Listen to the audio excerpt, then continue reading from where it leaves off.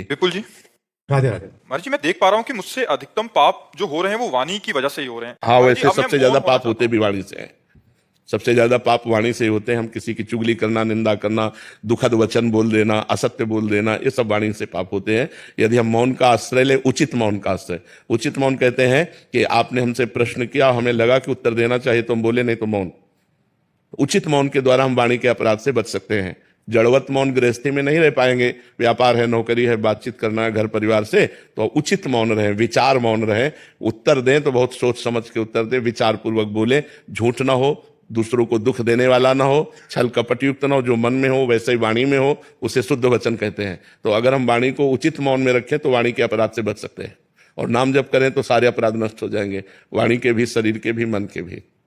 Doctor Ananya Kaushik ji, Radhe Radhe. Radhe Radhe महाराज जी। पूज्य महाराज जी, क्या श्री श्री गुरुदेव जी के श्री चरणों, चारों धाम, मतलब सारे तीर्थ, अगर हम केवल अपने श्री गुरुदेव के ही दर्शन करना चाहें और अन्य कहीं भी ना जाएं, उन्हीं को भगवान मान के? नहीं, थोड़ा इसमें एक बात समझना है कि कहीं जाने की बात नहीं, लेकिन अगर हम केवल गुरुदेव को पांच भौतिक शरीर मानते हैं तो अपराध बन सकता है।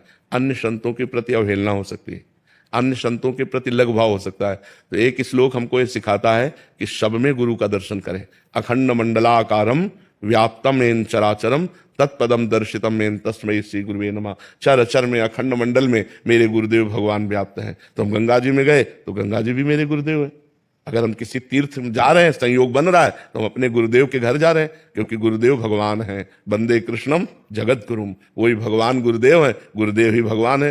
गुरुर् ब्रह्मा गुरुर्विष्णु गुरुर्देव महेश्वरा, गुरु साक्षात परब्रह्म तस्मै श्री गुरुवे। हमें थोड़ा अपनी बुद्धि को विशाल बनाना होगा, नहीं तो जब लोग नहीं समझ पाते तो केवल अपने गुरुदेव की पूजा करते हैं और अन्य संतों की अवहेलना कर देते हैं, अन्य धर्मों की अवहेलना कर देते हैं, जिससे उनकी बुद्धि मंद पड़ जाती है और वो भगवान को नहीं समझ पाते हैं। गुरुदेव भगवान है, जब भगवान कण कण में है तो गुरुदेव भी कण कण में है। अखंड मंडलाकारम व्याप्तम येन चराचरम। वैसे जिसकी अपने गुरु के प्रति ऐसी भावना हो गई कि मेरे गुरुदेव के चरणों में सब, तो फिर उसे किसी और तीर्थ अवगान की आवश्यकता नहीं है। गुरुदेव साक्षात परब्रह्म परमात्मा है। ऐसी भावना जिसकी बन गई वो सब कुछ प्राप्त कर लेता है। गुरु की चरण रज स्पर्श होते ही सारे पाप नष्ट हो जाते हैं।